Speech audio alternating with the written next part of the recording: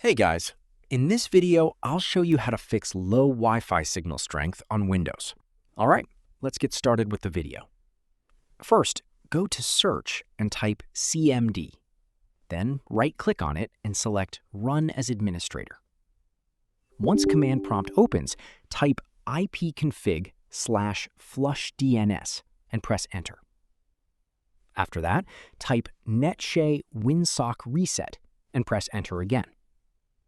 It will ask you to restart your computer, but don't restart yet because there's still a few more steps to follow. Now, go back to Search and type View Network Connections, then open it. Here, note down the name of your network adapter. For example, mine is called Intel. Once you know the exact adapter name, go back to Search, type Device Manager, and open it. Expand Network Adapters and find the same adapter name you noted earlier. Then right-click on it and select Update Driver.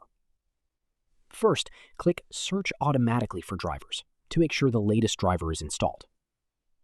After that, go back and select Browse My Computer for drivers. Then click Let me pick from a list of available drivers. Choose the driver that best matches your network adapter.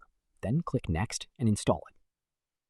After updating the driver, go to Search again and type Troubleshoot Settings and open it. Now click on Other Troubleshooters. Find Network and Internet and click Run.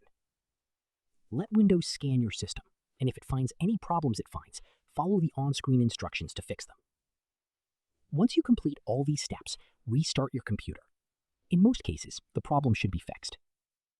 If the issue is still not solved, go back to Search, type Network Reset, and open it. Click Reset Now and confirm by clicking Yes.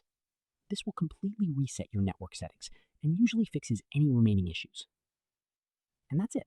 That's basically how you can fix low Wi-Fi signal strength on Windows. That's all for this video. See you in the next one. Thanks.